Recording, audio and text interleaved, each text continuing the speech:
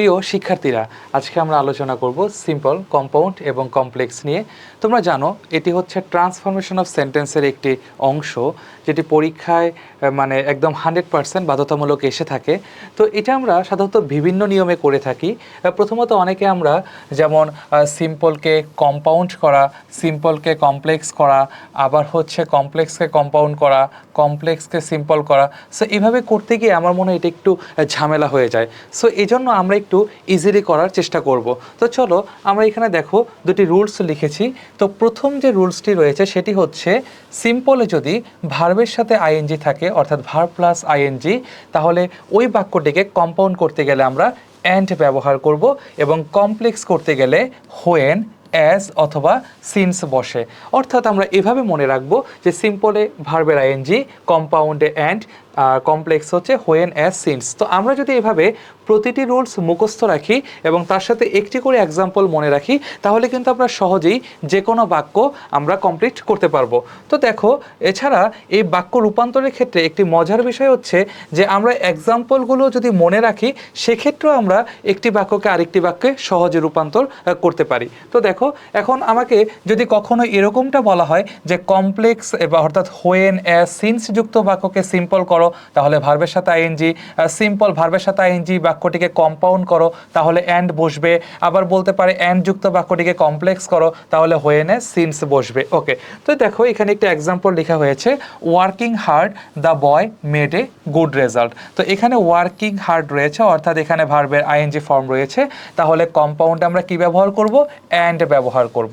এখন অ্যান্ড বাক্যের মাঝখানে বসে এবং বাক্যের দুটি অংশ হবে এবং দুই পাশেই আমরা সাবজেক্ট ব্যবহার করব। তো দেখো আমি কম্পাউন্ড করছি। তো এখানে সাবজেক্ট হচ্ছে দ্য বয়, তো আমি এখানে লিখলাম দ্য বয়। ওকে, এখন আর ওয়ার্কিং হবে না, এখন হবে ওয়ার্কড। কম্পাউন্ডে ওয়ার্কড হবে, work past form, worked hard. Okay, worked hard.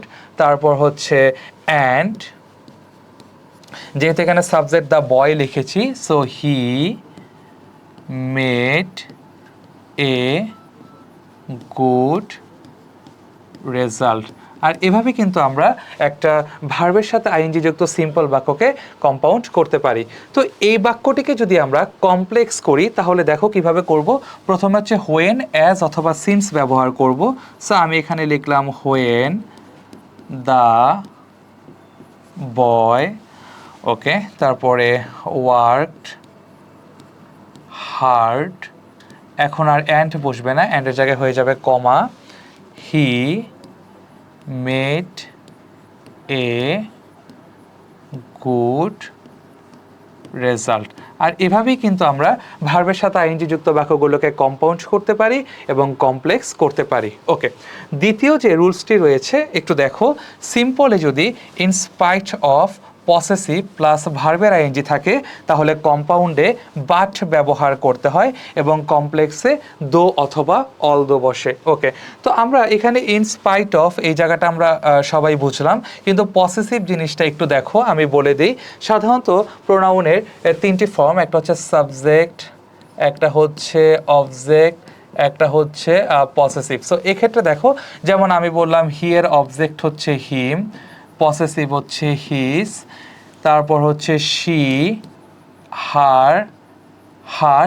এভাবে হচ্ছে এই থার্ড যে ফর্মটা রয়েছে এটা হচ্ছে পসেসিভ ফর্ম। ওকে, তো ইনস্পাইট অফ এর পরে যদি পসেসিভ থাকে এবং তারপর যদি ভার্বের সাথে আইএনজি যুক্ত থাকে, তাহলে হচ্ছে আমরা কম্পাউন্ড করার ক্ষেত্রে বাট ব্যবহার করব এবং কমপ্লেক্স করার ক্ষেত্রে দো অথবা অল দো ব্যবহার করব।